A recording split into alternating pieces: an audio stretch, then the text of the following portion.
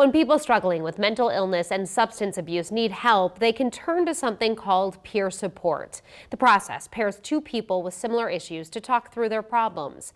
But now some involved in peer support are worried new regulations will make the process too formal and clinical. 3 News Now reporter Alexa Ray shows us what peer support is and concerns about new regulations.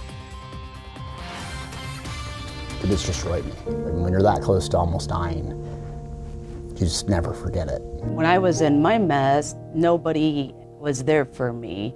It was just, oh, another doctor, another pill, oh, you're crazy. It interrupted everything. Jacob Hausman, Carmela Barlow, and Susie K. Williams have one thing in common. At one point in their life, they found themselves needing support from someone who understood what they were going through, known as peer support.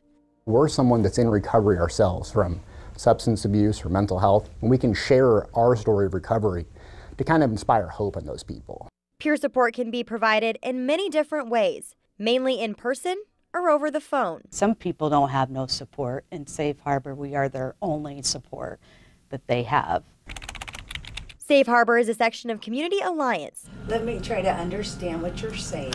It provides a warm line where people experiencing a crisis can call or stop by 24/7. Basically, what we're trying to do is help them move towards a self-directed recovery path. Those involved in peer support say it's beneficial because it isn't treated as a clinical experience, with barriers that signify one person is in better condition than the other.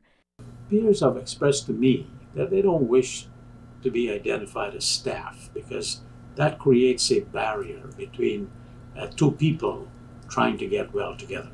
Peer support used to be two people getting better together. Now, depending on if you pay for it with either federal or state funds, your support services will look very different.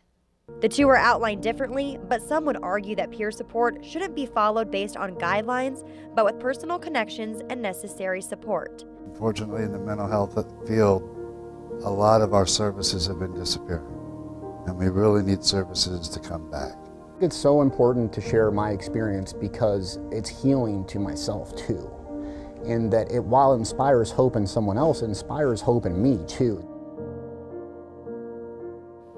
To find out more about peer support, head to our website, 3newsnow.com.